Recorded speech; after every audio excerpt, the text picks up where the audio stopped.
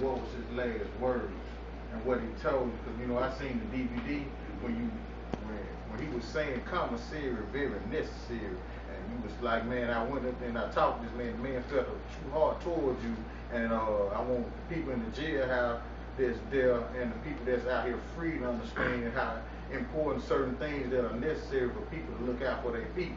But my main focus on action this is for Pimp C and how you feel, because the South need to know. They don't know what really happened.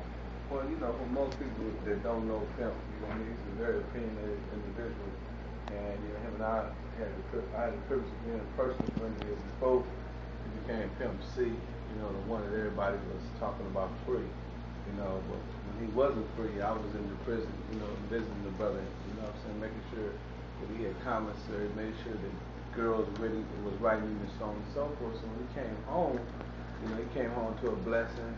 And, you know, a lot of people was riding his penis, you know what I'm saying? And he eventually, you know, made a few dollars and whatever. He had a few words that he spoke out on.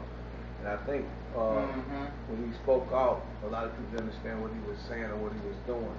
But what he was saying was, look, you know, I mean, I'm from the old school. I'm Pimp C. You know, we do favors for favors. Yes, a lot of guys, you know what I'm saying, was asking for money. So, you know, you got guys that was in the rap game, and they were sending him invoices, you know what I mean, after they'd do the song with him. And he didn't like that. You know what I'm saying? I ain't gonna say no names, I ain't trying to spark up no confusion. That's fine. But he didn't like that.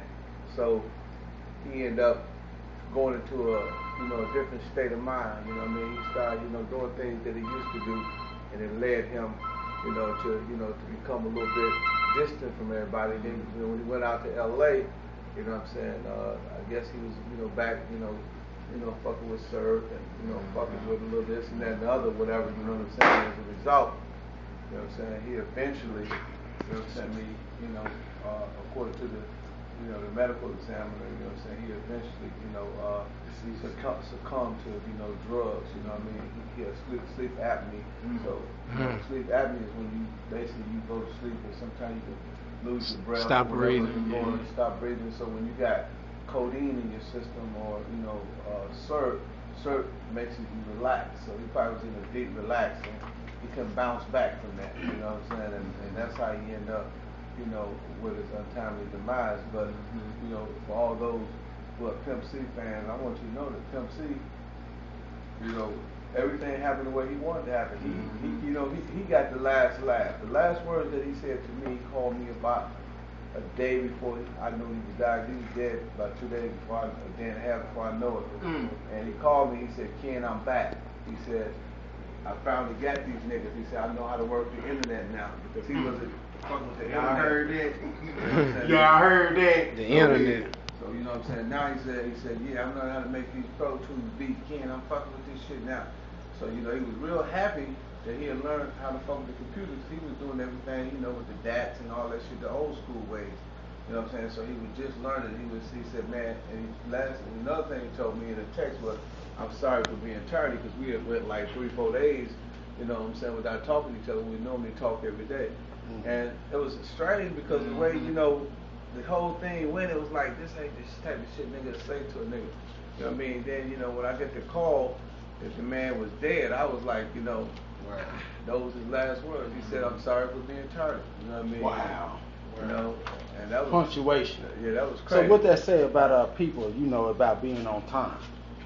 Well, that real niggas that even no matter what they going through, they might look at us as like, oh well, ballers and everything, but it's a respect level, right? Well, you know, the game is so awkward right now, you know what I'm saying? Yeah. You can't really judge these young guys like, you know, you judge guys back in the day. You know, a lot of young brothers, man, you know, they go through a lot of shit, you know, there's a lot of, you know, niggas grew up, you know, without their fathers, without their mothers and shit, you know what I mean? So there's a lot of guidance around here, you know what I'm saying? I mean, like, I know this is my son right here, you know what I'm saying? You know, he with me every time I get a chance, so I'm giving him guidance and I'm teaching him certain things, certain principles, how to, you know, how to respect the next man and how not to, you know, walk around with a mean mug and so on and so forth. So in the business he sense. got that, but you know what I'm saying? You know, you growing up with your mama the sole person in the household, she can't teach you how to be a man. Yep. So these dudes is, you know what I'm saying, they defining their own manhood. you know what I mean, a lot of stuff, you know, that, you know, like you said about being tardy, a lot of that stuff, you know what I'm saying, wouldn't even apply to these guys. I mean, I can't begin to tell you how we gonna save this generation, you know what I'm saying? I mean, these brothers have to, you know what I'm saying, I mean, you know, they have to save themselves, and they have to, you know, bring about a whole new generation, because, you know what I mean, as much as I hate to say it, you know, this generation, you know, primarily from, you know, me traveling all over the world, from hood to hood, y'all know me, I be in every hood. I mean, I'm in the hood now.